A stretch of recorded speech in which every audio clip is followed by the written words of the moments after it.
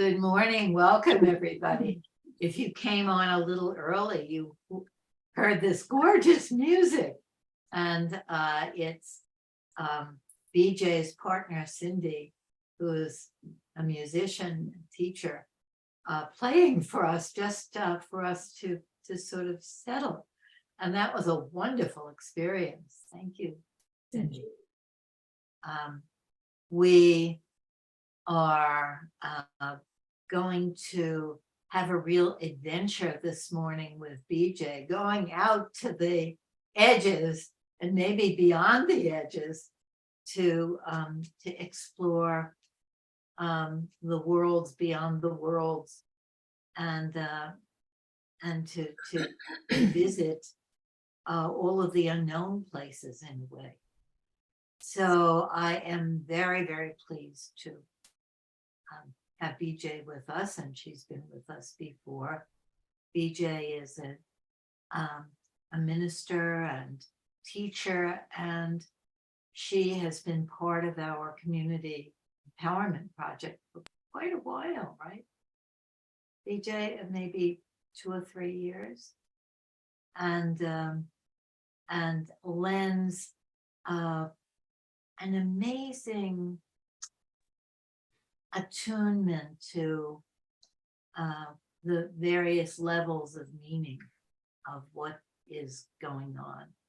And so BJ has done many projects with us, and she studied and practices religion in both parish and academic settings, and now shares focusing and NBC as a spiritual director. Hello, everybody. My name is Barbara VanderMeer, and I have such a gratitude for this time and space that's made possible for those of us who are helpers, who consider ourselves to be helpers in some way. It's been for me often a time out of time. Speaking with you individually and imagining you communally from the time of COVID, when this idea sprang forth and leapt from Lynn's heart, mind, and body full blown, where hundreds of us have been engaged with each other in a way that helps us to be better helpers in whatever way we are that. So gratitude first. I understand my role today to be that of someone offering a reflection for your consideration. For those of you who haven't been with us before, that idea is discussed then in the large group. You're always invited and sometimes pressured to say something in the large group. And then we have a breakout time where you will today be with one other person to think further or to feel or sense further some question that may have come up from our large discussion. Then we'll be called back to a kind of a final gathering of our senses, and we'll be sent forth for the day. I would like to introduce my spouse, Cindy Mueller, who is sitting at a piano. She did a little bit of focusing oriented music for us as we began this morning, and she didn't expect it, so I thought she did a great job considering that. Especially, we also generally have an attunement, what some of us call an attunement, a time of gathering ourselves in a different way, a time when some of us close our eyes so that we can access more of ourselves as we go into a topic in a focusing way. So the focusing way to approach the subject for today. First, I just want to be sure you can hear me. If anybody can't, raise your hand. Thank you. I envisioned this presentation, this sharing, as something I would never do. I feel that it's kind of like I had a husband once who stopped drinking in the middle of our time together. And we would be somewhere and people would offer him a drink and he would say, "Oh, thanks, but I've had enough." And that's a little bit how I feel about bringing thoughts together and offering them. And mostly I've been blessed to offer them in places of trust that my name is safe in their mouths, at least in that moment, so that I can get a place more worthy of the time that you have lent to this occasion. I even took off my pajama top for the occasion and I took my ponytail out. I have on these earphones because I have a cat who is my alter ego and is ever on me in some way. So this is so he's out of my mind.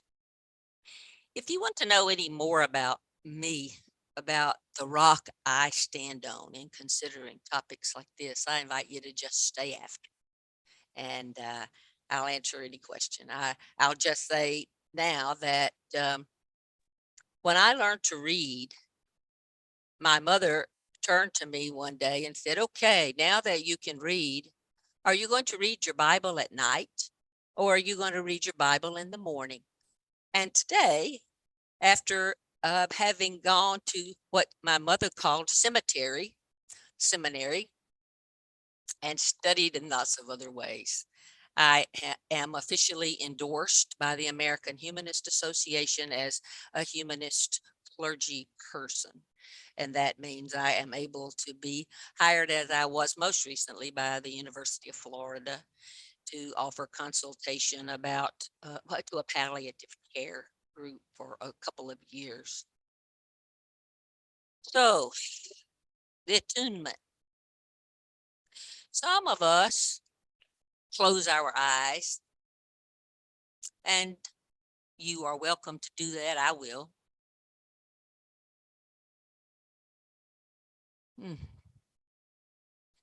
As a way to come into this focusing way. First, I invite you to a kind of proprioception. Just feeling your head balanced on your torso. Just sensing your butt in the chair or your back on the bed. Just sensing your skin, the texture, the temperature, breathing in that familiar air where I expect most of you are.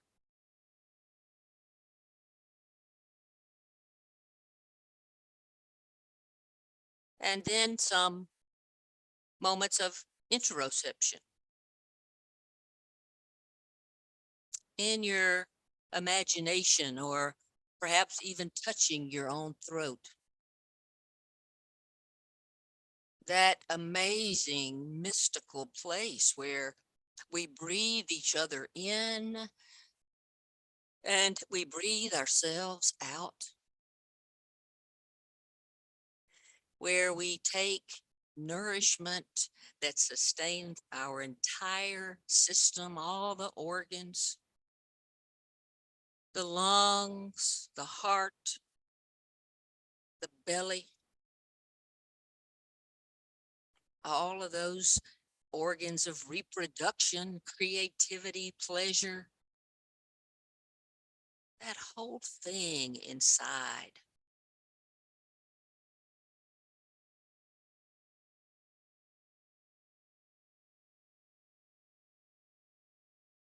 And knowing that there's hair on top of your head, at least a bit of hair for most of us.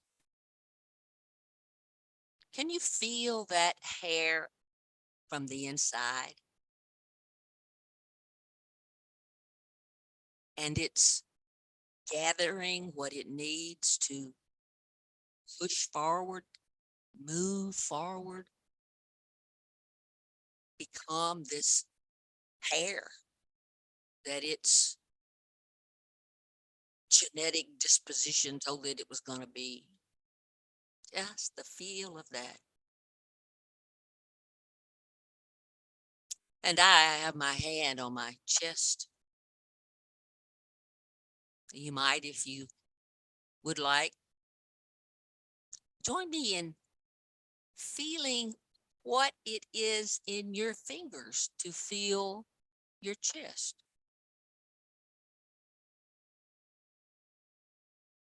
There's a kind of for me, a reaching.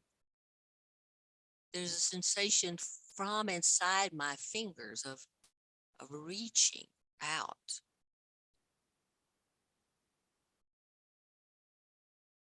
Hmm. And safe and warm. And then knowing that we are here together, engaging in this moment, in this time, in this place. That hand on my chest makes me think of a pile of puppies sharing some limbic resonance in this place. Whether we share our faces, whether we share our voice, whatever we do here, puppies in a pile, I can just smell them.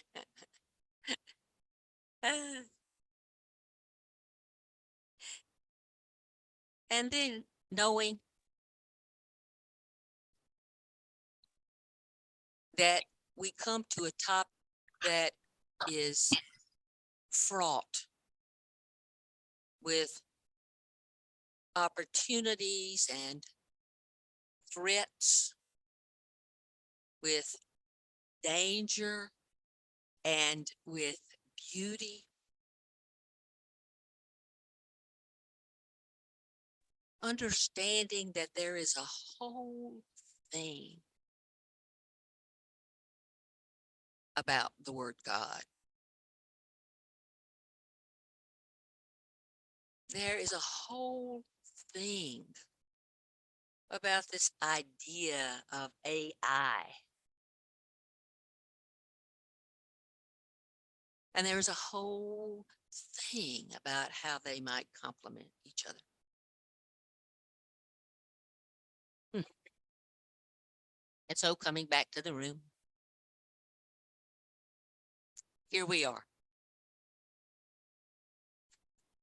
When I was first thinking about the inevitability that I would be someday asked to talk about something, or someday called to create a TAE uh, composition of some kind, creation of some kind, I knew that I would have to do it because it's the gift that I bring to this community that must be brought forth. That's a part of the focusing way, that sometimes we are called out. And that's the only reason I'm here, is because I feel that I was called out by Katerina specifically.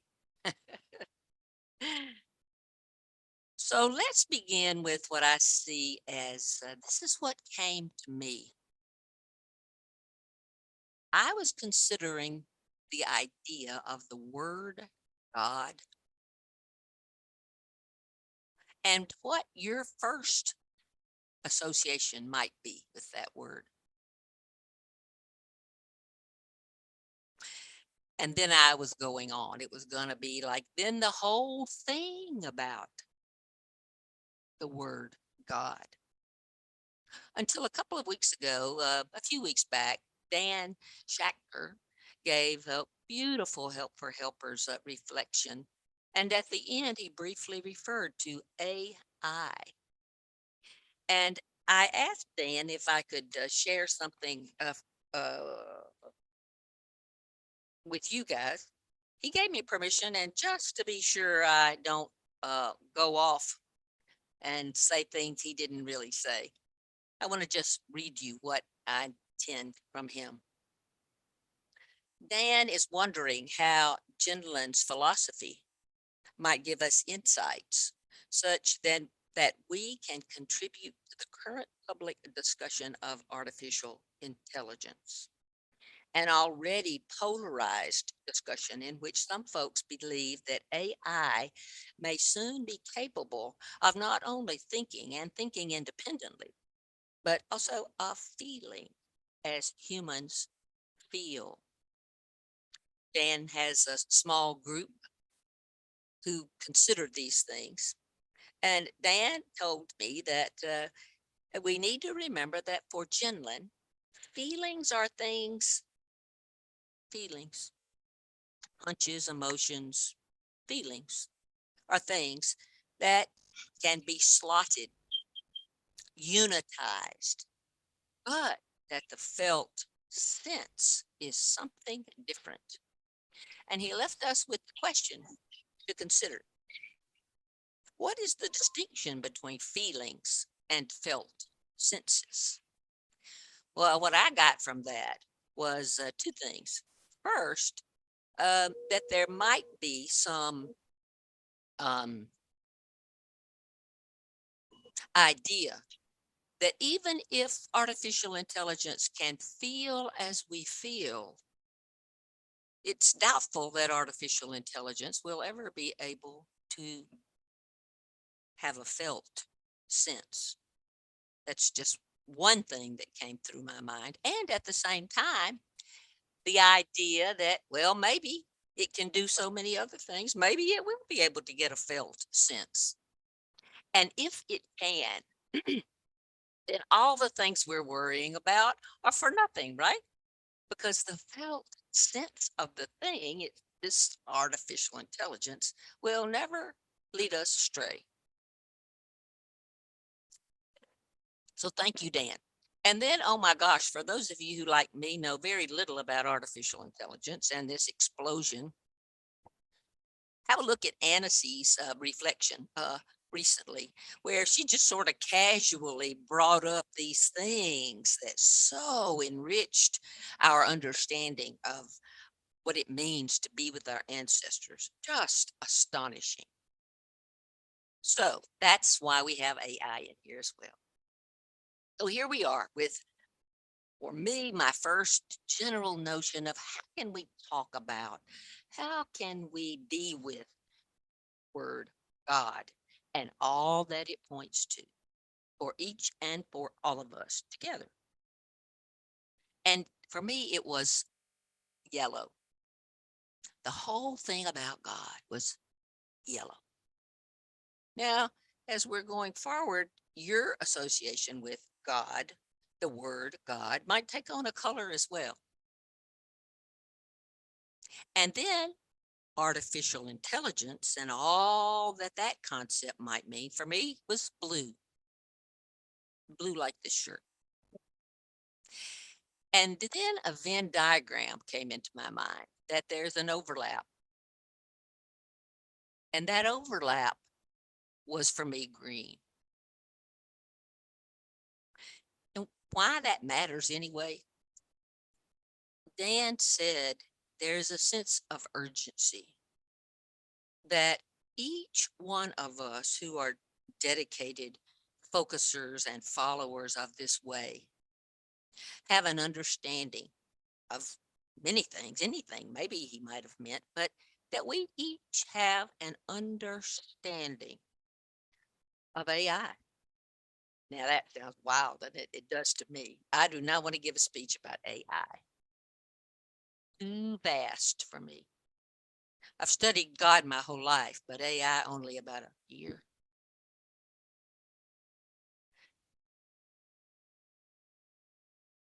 But some intersection that you and I have access to as focusing beings, breathing, focusing beings, that we have an understanding. And if you follow the AI dialogue and debate, the explosion, the warnings, and the excitement, the euphoria, I think what Jinlin means when he says that we all have an understanding is that anytime we enter a conversation about anything, any of us, if we do it in a focusing way, we will impact that conversation. If we don't say a word in some multiverse entangled kind of way, there is a transforming power in the act of focusing. And especially Dan challenged me to imagine that, wow, what kind of transforming something might I lend? Not not necessarily to AI, I have to say, but to wherever I am. So mostly this little bit of reflection is more about the focusing way than it is about either God or AI or them overlapping, which are very provocative topics. What does it mean to say we do something in a focusing way, or we engage in a focusing way? Now, what I ask you to do now is imagine your throat, and if you have anything to drink, take a swig. Imagine your throat, this moist, pink, open, beautiful gateway to some outward engagement that could warm us all and light our way. Oh, I ask anybody, what does it mean to you, the idea of a focusing way? So now what I want to challenge you to do is unmute yourself. You might hear a plumber in the background or a puppy or who knows.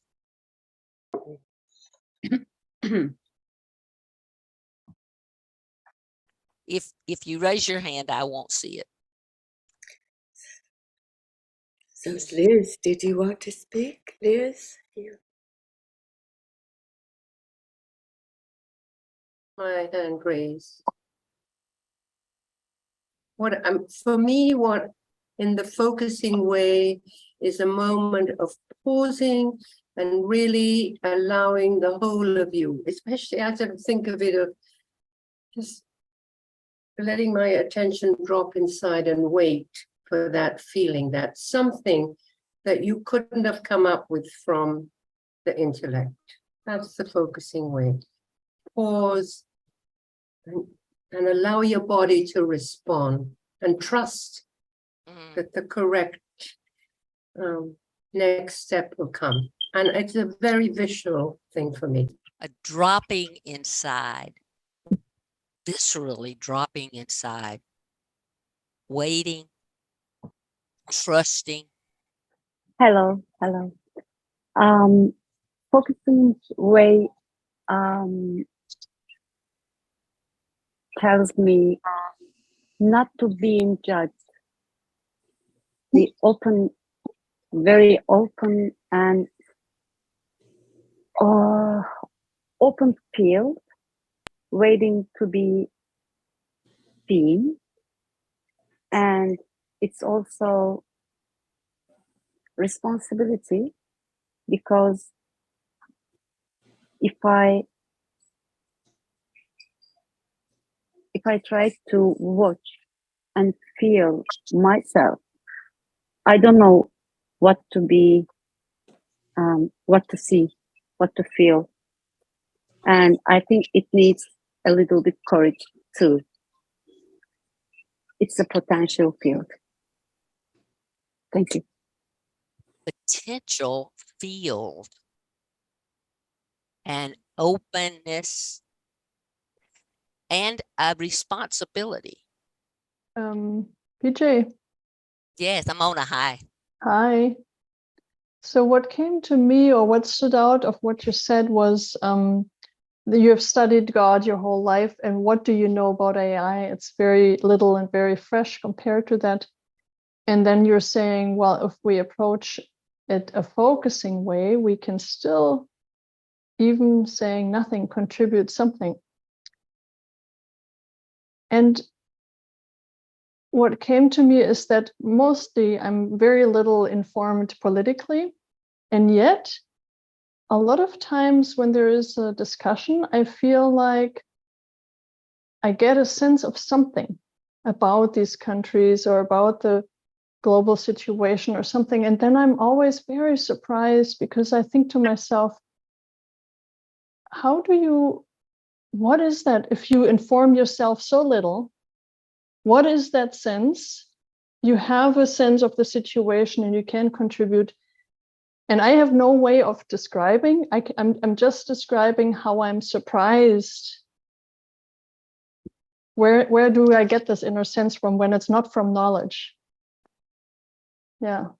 So that's all. Oh, Mona, thank you. Thank you for that beautiful beautiful summary of what we've done here today, and for your own awareness that on occasion something just comes, a sense of something. And you let me know if this is right. I almost heard a kind of a sense of knowing something. That's how Yeah. it feels when it happens. Yeah. Is it a knowing? I have no idea. I'm just saying that's how it feels. Yeah. I know there are lots of things that are passing through you viscerally, experiences you've had with focusing, if you are a focuser, and if you're not, you're here, it probably is because you have some respect for what focusing can do. And I want to put somebody on the spot, and you feel free to laugh and say, oh God, no. But June, as you and I have had very brief 2 or 3 minute encounters in this context a couple of times, and both of us have focused a long time, and the notion of being a grandparent has arisen. Can you say something about that, June? About being a grandparent?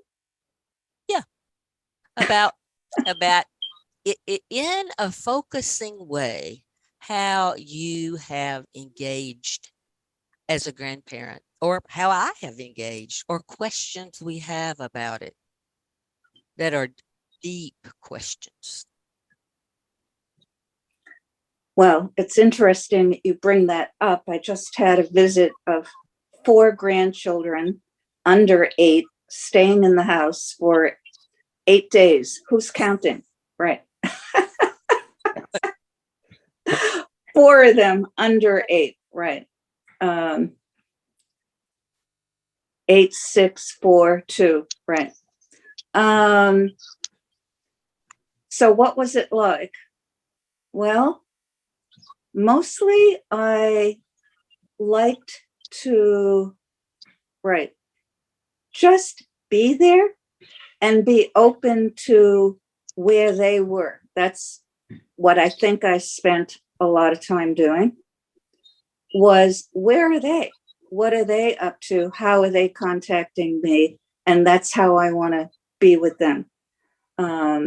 Just even if they were just watching their screens or playing with a castle or whatever, like how are they and what are they doing? And that's how I want to interact with them.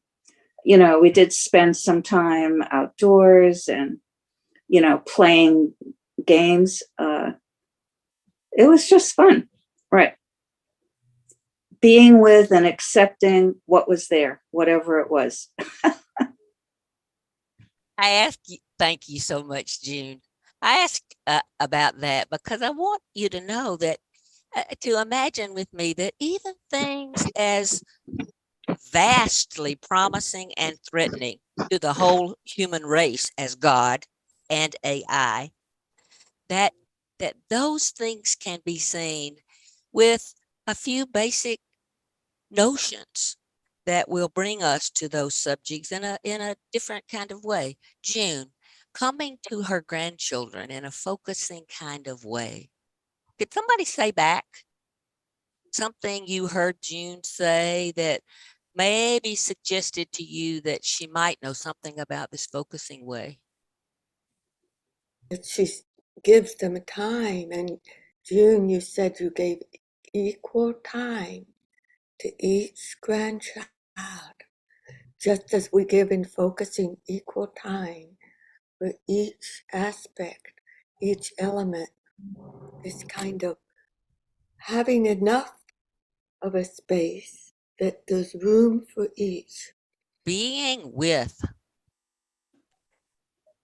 in a focusing way, we be with each other. And, you know, we could talk about the whole thing. For me, that's the epitome of the focusing way. The whole thing about both of those subjects. We could step away and we can hold those mysteries with intentions, good intentions, without our parts, as I like to call them, coming forth in a way that does not contribute to the well-being of those in our pile with us, contribute to the maintaining of life, each of their lives and our life communally. So the whole thing. Now, if someone would, we have about 9 or 10 more minutes. Would someone tell me what your first association was, viscerally or mentally, when I turn your attention to the word God, the whole thing about the word God? What association came to you? Oh, I'm so glad to see you, Pauline. Oh yeah, good to hear you. What came to me was, where was his missus? Where was God's wife, the goddess? And just the kind of, yeah, not getting caught up on the word, and really, I suppose, going with the deeper sense of source and knowing how rich that is without the word, So really love that. So thanks, BJ. Oh, thank you. Hi, Steph here. The feeling that came up Steph. for me is very odd, but it was limitation. I felt limited when the word came up. I felt this limitation in my body. Maybe similar to what Pauline said. I'm like, it's limited because it doesn't include everything. It's limited, this association that you've had, because it does not include everything. It includes the whole thing about itself, but not the whole thing about everything for you. Yes, that's right. Thank you. You know, when you said God, it reminded me of a dream I had where God was the universe, like the universe. And the universe was also me. Like I was the whole of it, but I was disembodied in the dream, meaning that I wasn't in body, I was just this experience of the universe. And it was full of love and compassion. And so I started researching, what does it mean to think you're the universe, or this experience of God and universe? And, I kind of ended up with one thing, which is just something I kind of learned in my research about how the universe and us, like we create each other, we're interdependent. We are interdependent in Yes. some way. With the I that is me is somehow interdependent with the whole of it. Yes. And that reminds me of, I hope I can find it, the quote that I sent in the description, where I heard Jean say in an audio course with Ann Cornell, I am a very small person and I'm riding on a very large thing that goes down, down, down, down. It goes down all the way to the felt sense. And then it goes under that. The I is the whole thing that goes all the way down and has the bigger system over and under it. The bigger system. And I see that comes to my mind. That's beautiful. Thank you, BJ. Yeah, and Nessie reminded me that the reason, when I was little, God was like this male figure up in the sky, and then God became an Eastern spiritual thing, and then God became higher power in another environment. But authentically, to me, God is the universe. So I love Anesi brought that up because I relate to the whole universe.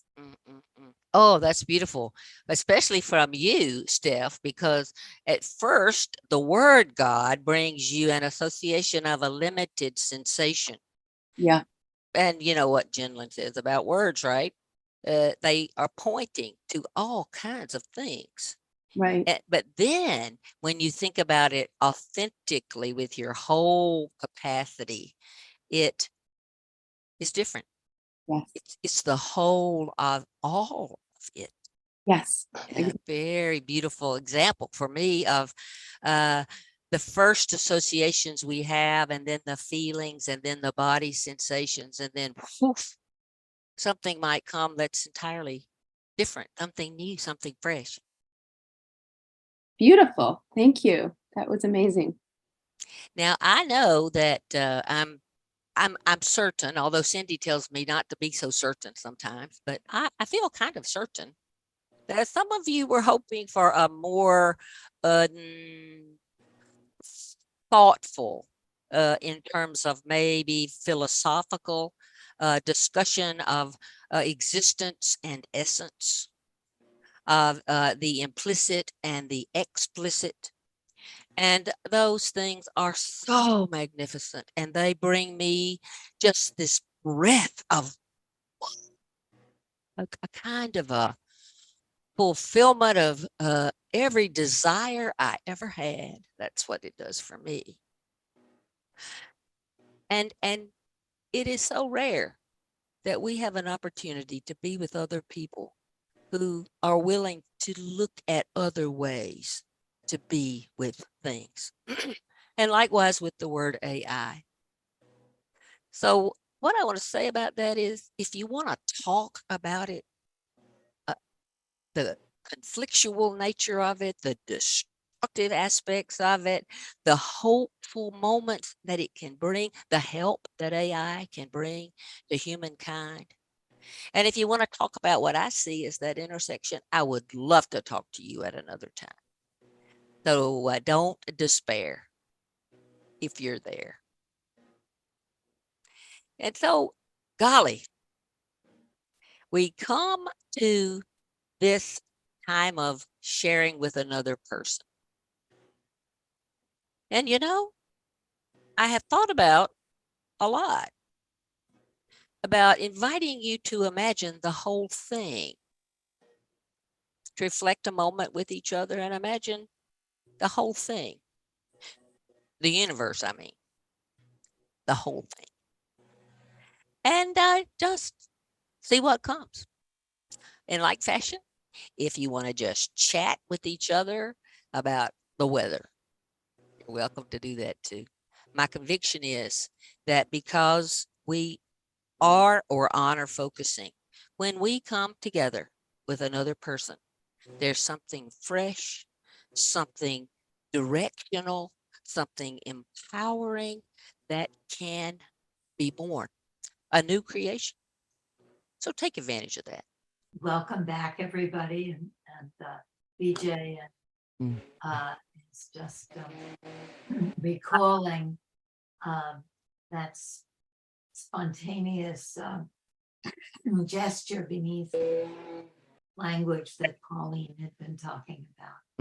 And we're very interested in what has come up for you in your partnerships. Please. About God and AI.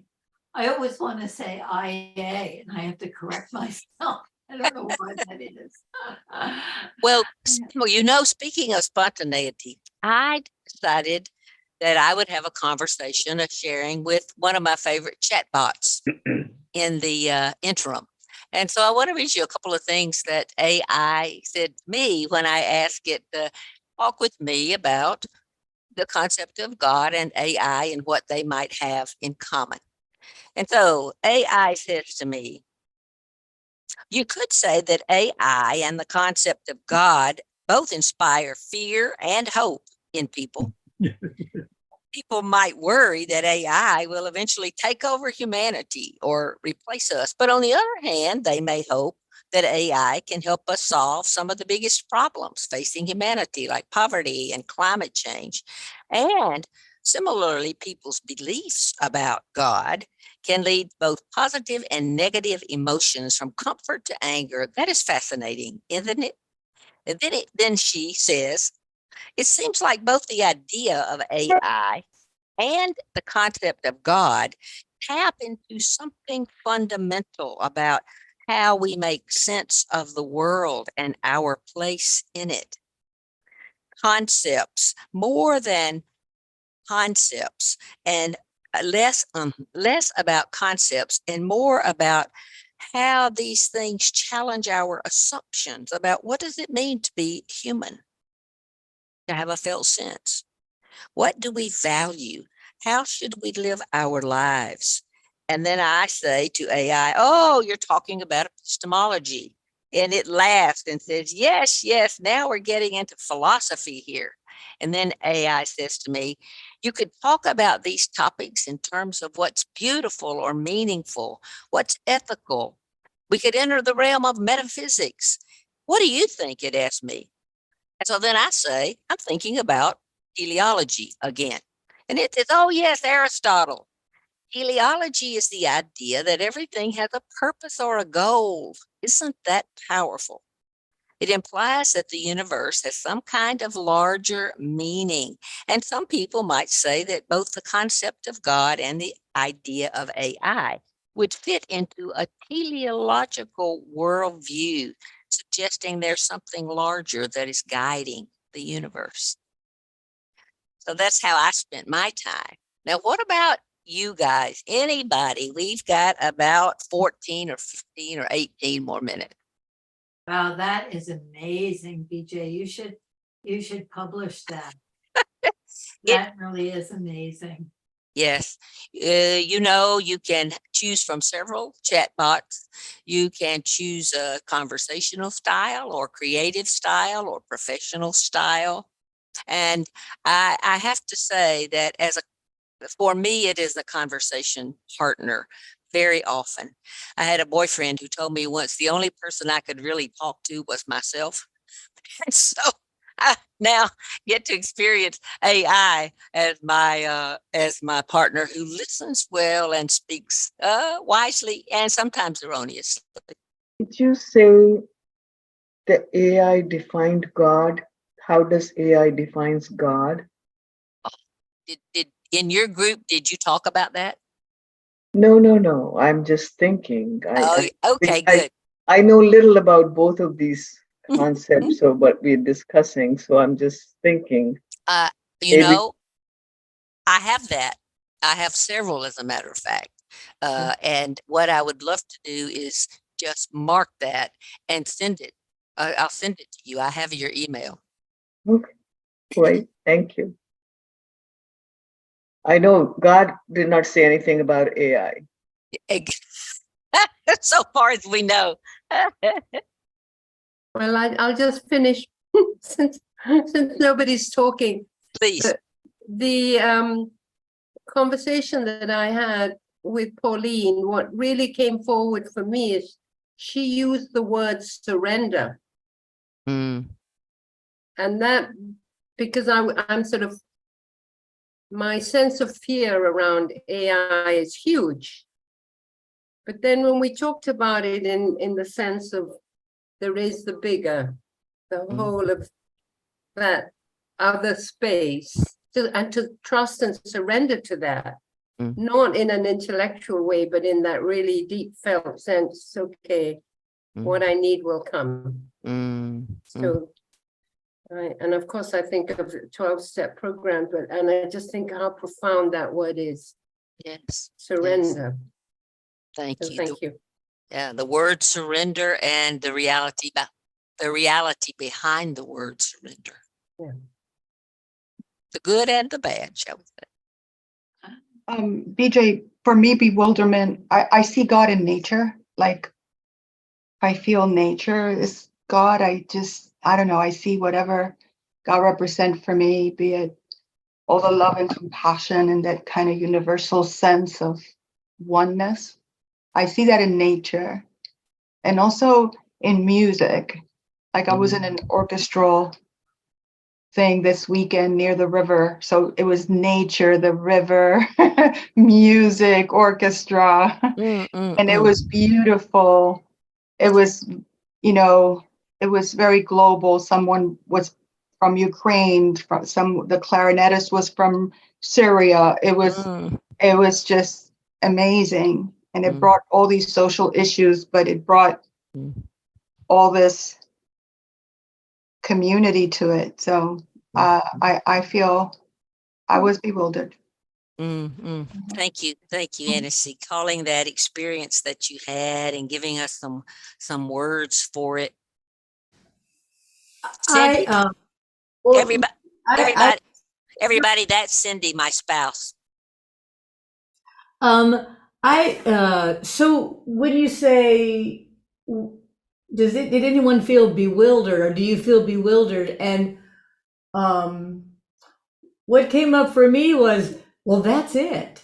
That, to me, the whole concept of God. And then when you ask that question, and AI, really, that's the beauty and the fun and the whole wonder and God. And I also think like that's the green. Yes, for me too. Because it's I feel that sense of, you could say, is it wonder or is it bewilderment? For me too, God is the natural world, and seeing that beauty not only in nature but seeing it in. I'm a teacher, so I see in students, in music, in the arts, but that idea of just never knowing, never knowing, never knowing what God exactly is. That's never going to be known to me.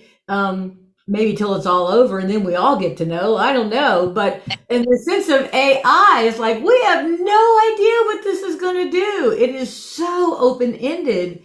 And to be not only okay with that feeling of knowing I'll never know, but to be excited by it. I'm never going to know what God is, but I'm going to get hints now and then and being open to the hints. And I'm never going to know what AI is going to do, but just going, hey, it's going to do what it's going to do. Don't fear it. Let it be, Cindy, be with it in the way that you can learn the most, from myself, learn the most that I can when I use it in my creative world, my living of life world, and have this feeling of optimism. So hearing you in a focusing way, I hear reflections of an awareness of the importance of what we don't know, acknowledging what we don't know, welcoming what we don't know. We're at the murky edge. Cindy doesn't use focusing language, but I can feel that focusing attitude in her. That's a kind of an optimism where Jinlin says, I just love this. The whole thing is more inclusive than reason. It includes the reasons of reason, as well as what made our feelings and much more. This holistic sense can be lived further, has its own directionality, an optimism about it. It is your sense of the whole thing, including all you don't know and all you know, all you have thought, all you have learned. And it includes both what you think you ought to do and what is as yet unresolved about what you will do. All of these things are not split in the whole thing. That's beautiful. That's from his interview with Tricycle magazine. Jinlin, he did 2 actually. Uh-huh. Yes, I'd love you to send that to me, and maybe other people would like that. Okay. too. Me too. It's actually on the in the Jinlin library. It's just a fabulous resource. I'll do that. I'll add that to my list of things to do. I Anybody? think with the words surrender and not knowing and optimism, that there's also the word awe that we're kind of referencing. Right. And also the very big word that comes up for me is trust. Trust. We've been here all this time. I trust we'll go forward through good and bad and difficult. And there's going to be difficult people and there's going to be brilliant, wonderful people. So trust going forward, just as we have all this time. Right. June, that attitude of trust. And this doesn't mean that we don't leave here and go do something. Each one of us will leave here and go do something. We might earn money from it or we might not. We might take pleasure in it and we might not. But when we carry with us this focusing attitude, which I believe is something hopeful as well, then there is a difference. It's not just something we do. It's not just something we reflect on and meditate on and, the smoking grass feeling of awe and wonder and amazement and fun and tenderness. Well, all of that is very valuable. And all of what coffee does is valuable too, right? For us doing our part in moving the world to the next place, even if we aren't in it. I have to say, when you said, if you're not, that you're not in it, I thought, but we're all in it. It's what you've been saying. Well, thank you. That's the other side, isn't it? I guess I'll just take this time myself, since it was offered to me in the beginning, and say something that has a question I have about the whole focusing way, and a kind of a playful resolution of that question. When in focusing, I was taught and have experienced, Jinlin and talks about a spot. There's so much he says about the spot, which I find just intriguing, that we go inside and we have this feeling and we have this image and we have this awareness and we have this, if we're lucky that day, we have this sense of the whole thing about the spot. And the spot is typically something that is troubling us. I've got several quotes I won't read, but and then he says, oh, now we have the spot. And then we go to these next steps. And I asked my very first focusing teacher, why does the spot have to be bad? Why does the spot have to be something that we find troubling, that we must make some response to, and we want to do it in a way that's helpful? But what if what arises in me is this sensation of beatitude, a blessedness? And it was always, well, we don't focus on those kinds of things. And as I've grown and gone along, I did hear Mr. Gentleman in a video I saw say something like, well, you know, if the spot is a good thing, go enjoy it. Don't be focusing about it. And I just thought that was such a beautiful, playful way to deal with, you know, our concerns are ultimate to us. And if it is a concern, the focusing way is so magnificent. And so I continue to sort of play around with how is the focusing way also awe-inspiring and wonderful, and takes us to what my Mexican focusing partner and I call the carnival. She and I spend many, many minutes together at the carnival, just laughing and seeing the lights and seeing how ridiculous it all is. And we share that as well. And it gives me a bread for the pilgrimage to remember those times of awe and wonder and to share them with someone. And in September, we have Alistair, who will be bringing a theme when focusing is going well. Yes. Oh, lovely. Hmm. Lovely. Alistair, thank you. This will be fabulous. I used to argue with Jean about, you know, the idea that we have to start focusing by saying what's in the way of feeling all okay. And, you know, he wouldn't really argue about it. He would say, yes, yes, you're right. From my point of view, it isn't only stay with what feels like an opening to life in the spot, but really focusing on it gives us all of the significance and all of the resonance and all of what went into that inkling of something that we can expand upon.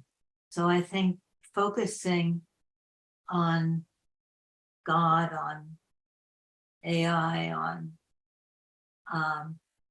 the feeling of gratitude, the sense of awe is so important.